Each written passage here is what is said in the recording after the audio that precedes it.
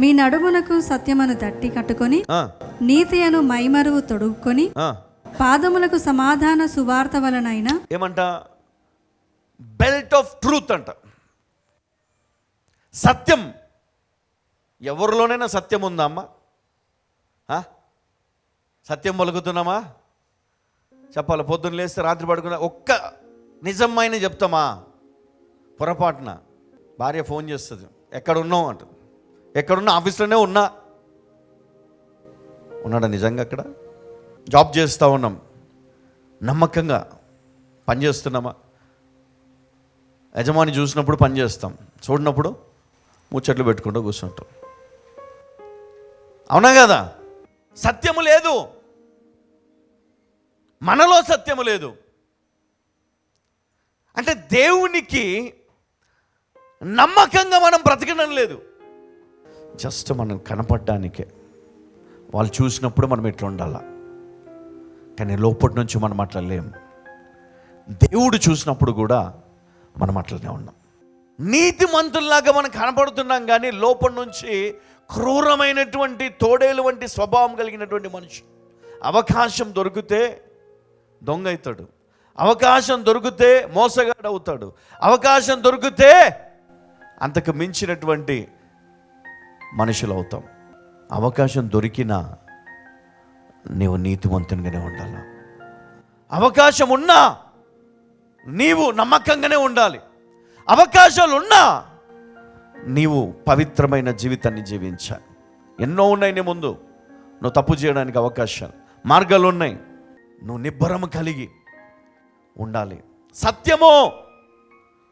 సత్యము ఏలైనగా మీ నడుముకు సత్యమును దట్టి కట్టుకొని నీతి అను మైమరుగును తొడుగొనుడి. హల్లెలూయా. నీతి అంటే నీ జీవితం ఎట్లా? సత్యము. ఎవరు వెతికి చూసి నిందలేస్తారేమో నీ మీద, కానీ నీలో ఒక తప్పు దొరకదు. అట్లా జీవించాలను. అది చాలా కష్టంలే బ్రదర్. చాలా కష్టం అంటే నువ్వు కూడా కష్టమే పరలోకానికి వెళ్ళడం కదా. ఒక పని కావాలంటే మనం ఏదైనా చేయొచ్చు. ఇక్కడ ఈ లోకంలో పాస్ కావాలంటే ఏదైనా చేయొచ్చు, ఉద్యోగం రావాలంటే ఏదైనా చేయొచ్చు. కానీ పరలోకములో నీ సీట్ కన్ఫర్మ్ కావాలంటే ఏది చేసినా లాభం లేదు. యేసయ్య రక్తము ఒక్కటే, క్రీస్తు ఒకటే మార్గము, క్రీస్తు ఒకటే మార్గము. షార్ట్ కట్స్ లేవు దేనికి. అందుకే సత్యమును దట్టి కట్టుకొని నీతి అను మైమరు తొడుక్కున్నాడు. పాదములకు సమాధాన సువార్త వలనైన సిద్ధ మనస్సు జోడు తొడుక్కున్నాడు. హల్లెలూయా. సువార్త. ఈ సువార్త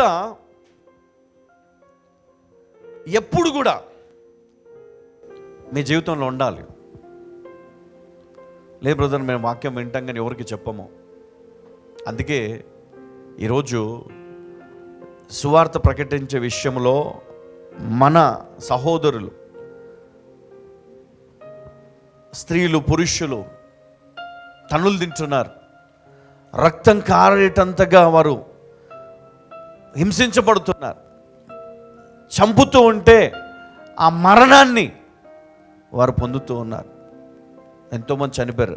ఒకవేళ సంఘమే నిజమైన మనస్సు కలిగి మరి ఈ సువార్తను చేపడితే, సువార్త అంటే ఏంటమ్మా? అందరం చర్చి పెట్టడం కాదు సువార్త అంటే. అందరం చర్చి పెట్టుకుంటూ పోతే ఒక్కడ కూడా ఒక చర్చిలో ఉండరు కదా. నా ఫ్యామిలీ అంతా నా చర్చిలో ఉంటుంది, మీ ఫ్యామిలీ అంతా మీ చర్చిలో ఉంటారు. అట్లా విడిపోయి సాతానుకు మనం ఏం చేస్తామో చోటు ఇస్తాం మనం. అట్లా కాదంట.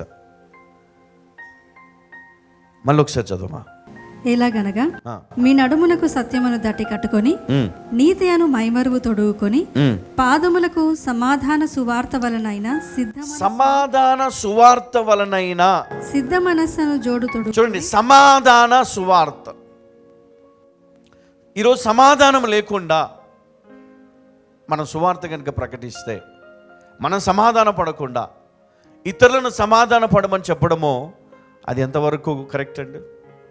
కదా, సమాధాన పడుతూ సమాధాన పరుస్తూ ఈరోజు మనము దేవుని కొరకు నిలబడాలి. హల్లెలూయా.